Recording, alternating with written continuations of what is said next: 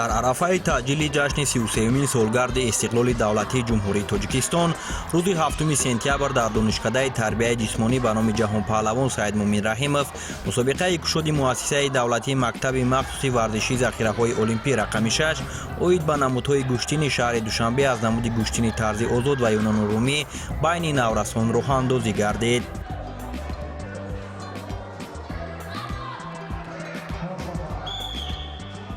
миннатдории худамонро ба роҳбари муассиса Собирзода Фарух мерасонем ки чунин мусобиқаи сатҳи баланд барои дастбароварони муассиса гузаронда шуда ҳамаи намудҳои варзиш. Сабаби баргузории мусобиқа ин аст ки чӣ қадар мо ҷалб намудам ба ҳамин насли навраса ба ҳамин намуди гӯштини тарзи озод.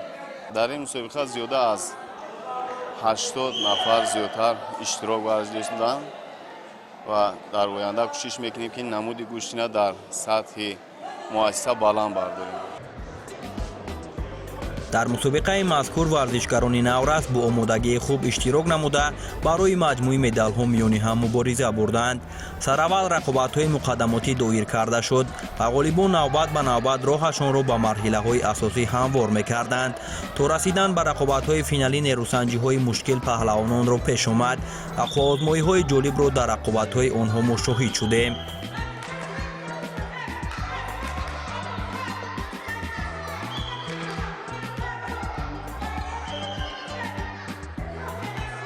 баъдан маросими кушодашавии мусобиқа доир шуд ки бо иштироки намояндагони варзиши шаҳри Душанбе сурат гирифт. дар ҷараёни кушодашавии мусобиқа аз ҷониби масъулин қайд гардид ки рӯз аз рӯз ин навъи варзиш дар қаламрави мамлакат рушд ёфта истодааст ва ҷалби кӯдакону наврасон ҳам ба маротиб зиёд мешавад.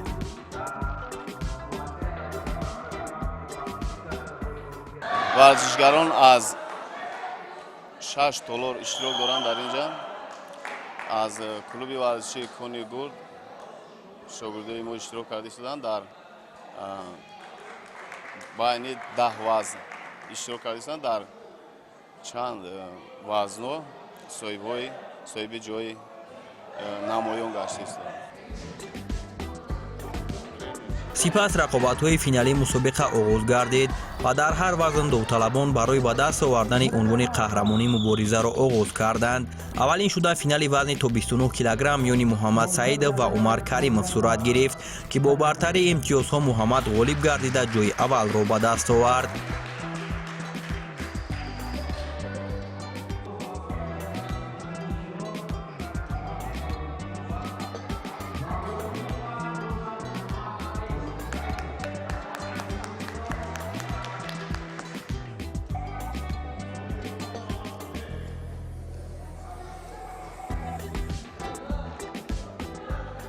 дар ин мусобиқаи кушоди гӯштини тарзи озод вай кардам баромад кардам ва ман 4 ҳариф доштам. ман ҳар 4 онҳоро мағлуб намуда ва ҷои якумро ишғол намудам. ман аз мураббиям Азизов Эраҷ хеле миннатдор ҳастам ки маро то ин ҷоҳо тайёр кардам. имрӯз ту дар кадом мусобиқаҳо иштирок кардаги ҳастӣ ғайр аз ин мусобиқа? ман дар мусобиқаҳои ҷумҳурии Тоҷикистон ва оид ба гӯштини тарзи озод ишғол намудам ва ман дар чемпионати ҷумҳурии Тоҷикистон ҷои аввалро ишғол намудам.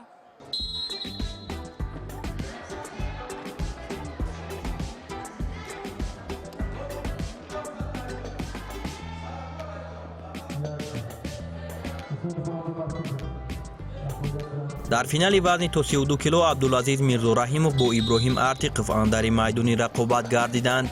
муборизаи паҳлавонон барои нишони тилло пуршиддат сурат гирифт. дар натиҷа абдулазиз аз худ маҳорати баланд нишон дода ҷойи аввалро соҳиб шуд ва иброҳим сазовори медали нуқра гардид. ҷойҳои сеюмро дар ин вазн муҳаммад саъдуллоев ва муҳаммад солеҳ солеҳзода ба даст оварданд.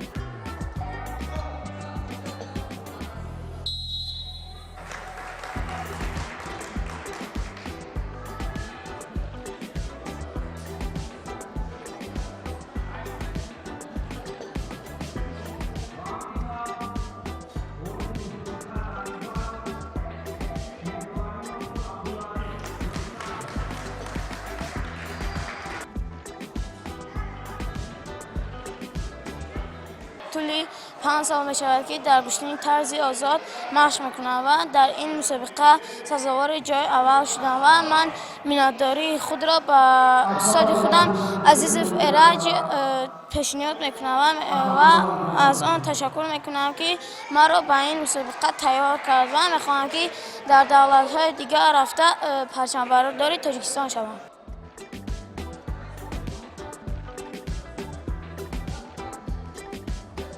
финали вазни то 35 килограмм умар раҷабовро бо холид азизов ба ҳам овард.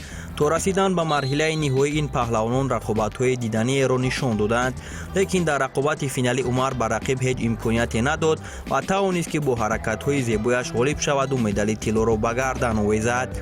аз чунин ҳунарнамоӣ кардани ин гуна наврасон умед баста мешавад ки дар оянда дастовардҳои шоистаро аз ин навъи варзиш соҳиб шудан мумкин аст.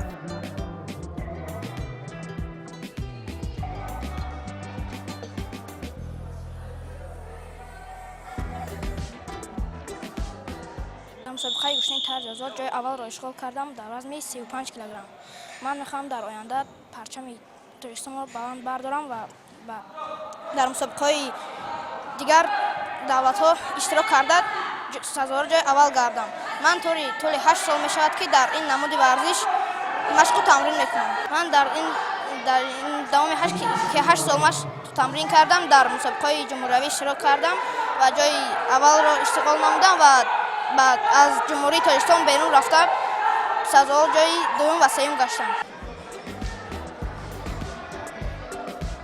дар вазни то 38 кило валиҷон ҳасанзода ва аюб ҷалилов бо ҳунару маҳорати доштаашон тавонистанд ки бар ҳамаи рақибонашон ғолиб шаванду ба финал бароянд. дар рақобати ниҳоӣ ҳардуи паҳлавонон баҳри пирӯзӣ талошҳои зиёд карданд, лекин билохира валиҷон тавонист аз худ маҳорати баланд нишон дода ғолиб шавад.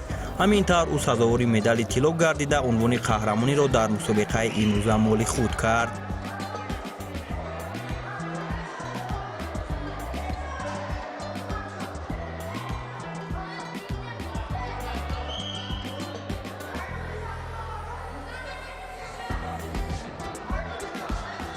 روز در مسابقه گشتنی طرز آزاد سه رقیب خود را شکست داده غالب جای یکم شدم. من از استادم زیداللهف افضلشاد تشکر میکنم که ما را چنین درس داده است.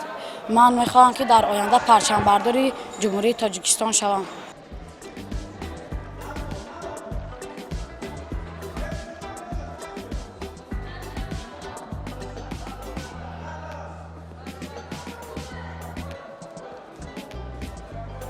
дар рақобат барои ба даст овардани медали тиллои вазни то 41 килограмм муслиҳиддин хоҷаев бо билол ғафуров қувваозмоӣ намуданд.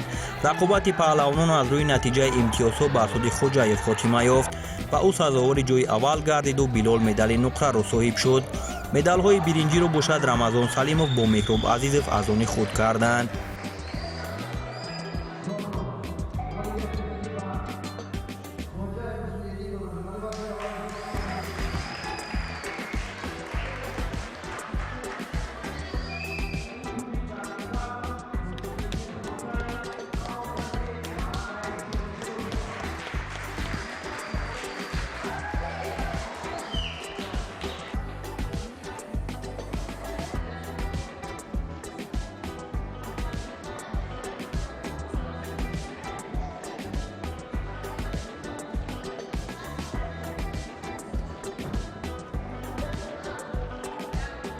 من طول 8 سال میشه در این رشته ورزش تمرین میکنم و استادی من شکروف مرادعلی میباشد.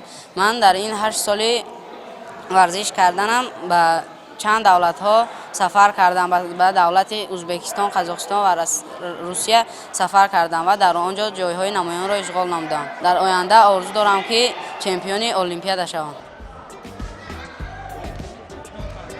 барои ба финал баромадан дар вазни то 45 килограмм 10 варзишгар миёни ҳам мубориза бурданд. аз миёни ин иштирокчиён Билол Урунов ва Мустафо Иброҳимов тавонистанд ки бо шикаст додани рақибон роҳашонро ба марҳилаи ниҳоии мусобиқа ҳамвор бикунанд. дар рақобати ниҳоӣ бошад бартарият бар суди Билол анҷом ёфту ӯ сазовори медали тилло шуд.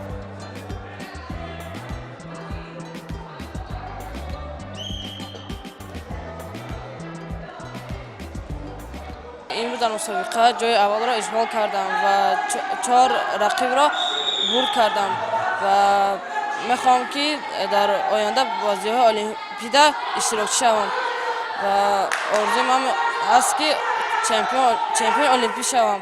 این روز در فینال سفر کردم، خیلی پرقوت بود و حرکت کرده غالب آمدیم و 10-0 برد کردم.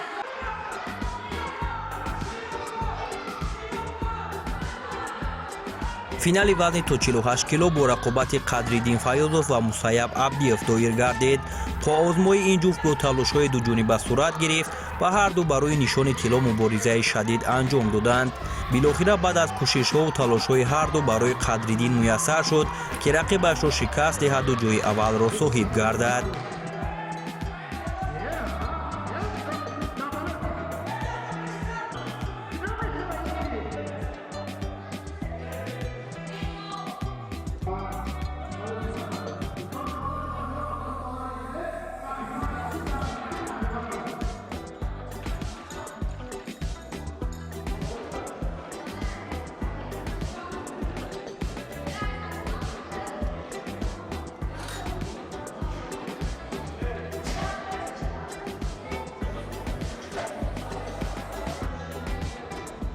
در مسابقه امروزه توانستم جای اول شوم و 3 نفر رو زدم. این مسابقه برای من دشوار بود و رقیب همه سخت‌ترینم فینال بود.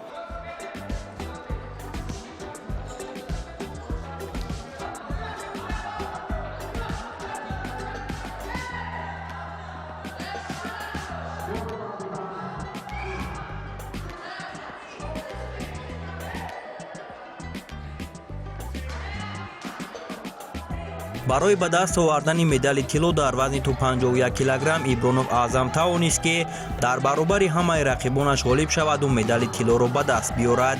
Аъзам дар ҳамаи нерӯсанҷиҳояш аз худ ҳунару маҳорати олӣ нишон дод ва оянда мехоҳад тамринҳоро зиёд намуда дар мусобиқаҳои байналмилалӣ низ иштирок намояд ва ҷойҳои ифтихориро соҳиб шавад.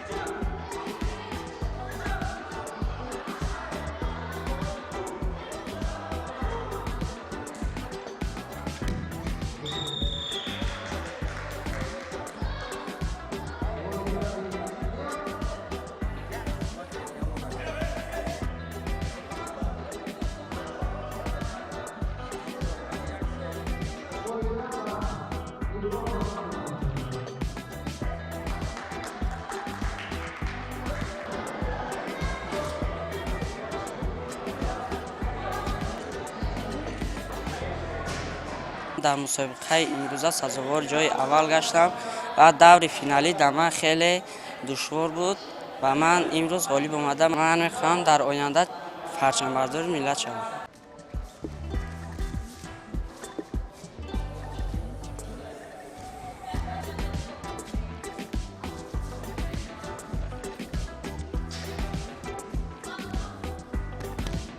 дар вазни то 55 кило 2 нафар иштирок доштанд ки яку якбора рақобати онҳо дар марҳилаи ниҳоӣ сурат гирифт. рақобати муҳаммад акбаров бо муҳаммад амиров барои касб кардани ҷойи аввал бисёр мушкил пуштисар шуд.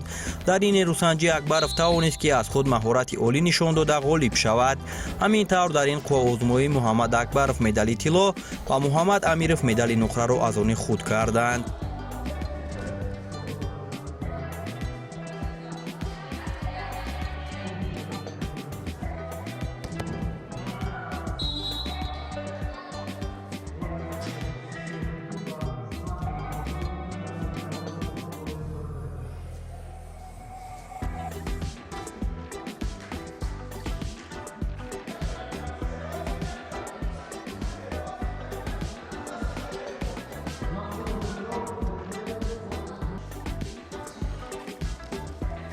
рақобати охирин дар мусобиқаи имрӯза финали вазни то 60 килограмм ба ҳисоб мерафт ки дар рақобати ниҳоӣ ҳикматулло сангов бо маҳмуд самадов нерӯсанҷӣ карданд.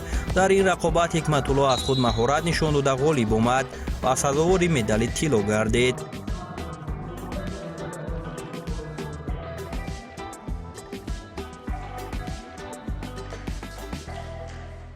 дар мусобиқаи гӯштинги тарзи озод ҷойи аввал бар ҳамаи рақибони худ ғолиб баромада ҷойи аввалро ишғол намудам ва ман орзу дорам ки дар оянда дар мусобиқаҳои байналмилалӣ ҳамин хел ҷойҳои намоёнро гирам ва орзуи ягонаи ман ин аст ки мусобиқаҳои олимпӣ баромада ҳамин хел ҷойҳои намоёнро гирам. беҳтарин мусобиқа шуд. мусобиқа дар сатҳи олӣ гузашт. бачаҳо наврасое ки дар ин мусобиқа иштирок карданд ҷоизадорони чемпиони ҷумҳурӣ буданд. дар мусобиқа ягон камбудӣ дида нашид. бачаҳо бо усулҳои нағз баромад карданд. се варзишгари мо дар финал баромад кард. дуташ ҷои аввалро гирифт ва якташ ҷои дуюмро ишғол кард. дар худи ҳозир варзишгаро мо бо ҳоҷи муслиддин бисёр кору фаъолияти нағз дорем ки варзишгар бояд дар чемпионати осиё баромад кард. имсол дар бозиҳои наврасон баромад кард. ҷои панҷумро ишғол кард. инам хело дастоварди калон буд барои мо. кӯшиш дорем ки дар 2025 ҳоҷи боҳаҷиев муслиддин дар вазни 38 кило ба бозиҳои осиё иштирок кунем ва дар он ҷо натиҷаи калон ба даст орем ва парчами миллиро болои сар бардошта ифтихори миллат бошад. намуди гӯштини тарзи озод ба насли оянда бисёр писанд аст. ин намуда наврасон бисёр хуб қабул доранд ва ба ҳамин дастгириҳои роҳбари муассиса ки чунин дастгириҳоро иқдом гирифтанд мо боварӣ дорем ки дар оянда боз ҳам аз инда мусобиқаи хубу нағз мегзаронем. бояд қайд намоем ки баргузор шавед чунин мусобиқаҳо миёни наврасон оид ба гӯштини тарзи озод, пайдо кардани чеҳраҳои нав ва мукаммал кардани ҳайати мунтахаб ба мусобиқаҳои байналмилалӣ ба ҳисоб меравад.